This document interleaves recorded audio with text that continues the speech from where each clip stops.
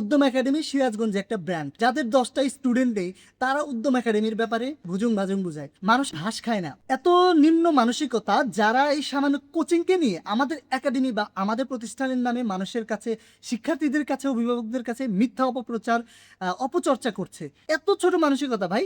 হয়তো 2-1টা স্টুডেন্ট পাবেন, মানুষে ঘাস খায় না, অনলাইনের যুগ এটা। সো কাদের কোয়ালিটি কেমন, সার্ভিস কেমন, ব্যাকগ্রাউন্ড কেমন, এটা মানুষ জানে, বুঝতে পারে। আর মানুষকে এই যে ভুজুং বাজুং বুঝানো, এইটা মানুষ আপনাদের মানসিকতা সম্পর্কে ধারণা পায় যে আপনারা কোন কোয়ালিটির। যাদের 10টা স্টুডেন্ট নেই তারা উদ্যম একাডেমির ব্যাপারে মানুষের কাছে ভুজুং বাজুং বুঝায়। উদ্যম একাডেমি সিরাজগঞ্জে একটা ব্র্যান্ড, এটা মাথায় রাখবেন। নিজেদের প্রশংসা করছি না, বাট বলতে বাধ্য হচ্ছি।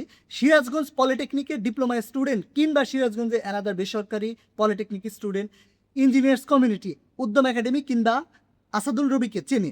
এবং সিরাজগঞ্জ পলিটেকনিকে যে আমরা উচ্চশিক্ষা বিষয়ক সেমিনার বলি, আপনার ডিপ্লোমা স্টুডেন্টদেরকে নিয়ে ক্যারিয়ার গাইডলাইন, ডুয়েট অ্যাডমিশন বলি, আমরা যে কার্যক্রমগুলো করি বা আমাদের ব্যাকগ্রাউন্ড সবার কাছেই জানা। আমাদের অনলাইন অফলাইন, এখন ভাই সে আদি যুগ নাই, এখন অনলাইনের যুগ। মানুষকে এই যে ভুজুং ভাজুং বুঝিয়ে 2-1টা স্টুডেন্ট পাবেন, এই দিয়ে লাইফে শাইন হবে না। হ্যাঁ, ভর্তি কোচিং হইতেই পারে, একটা পরীক্ষাকে কেন্দ্র করে শত শত ভর্তি কোচিং প্রতিষ্ঠান হবে, এটা স্বাভাবিক। শিক্ষার্থীরা আপনাদের সার্ভিস কোয়ালিটির উপর যাবে। এখন শিক্ষার্থী যায় না 10টা, এখন শিক্ষার্থী পাইতে মানুষের কাছে দুর্নাম অপপ্রচার যা খুশি করছেন, এটা কোন ধরনের ভাই ব্যবহার? সো আমাদের কোয়ালিটি, সার্ভিস, ব্যাকগ্রাউন্ড সম্পর্কে সিরাজগঞ্জের most of the maximum people, diploma engineers বা ডিপ্লোমা কমিউনিটি আমাদের ব্যাপারে জানে। এবং সিরাজগঞ্জ পলিটেকনিকে বিশেষ করে টিচার কমিউনিটি বা স্টুডেন্ট সবাই আমাদের ব্যাপারে জানে।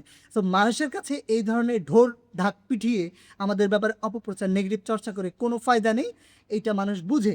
কেমন? সো সর্বশেষ পরামর্শ থাকবে, নিজেরা নিজেদের কর্ম নিয়ে ব্যস্ত থাকুন।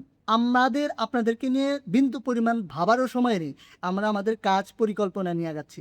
সো ফাইনালি ব্যক্তিগতভাবে কাউকে আক্রমণাত্মক কথা বলা কিংবা কাউকে উদ্দেশ্য করে কথাগুলো বলা নাই, তবু বলতে বাধ্য হচ্ছি এই ধরনের কার্যকলাপ করেন বিধায়। সো ফাইনালি ভালো হয়ে যাওয়ার পরামর্শ থাকবে, কেননা মাসুদ ভালো হয়ে গেছে, আপনারা ভালো হয়ে যান। ধন্যবাদ।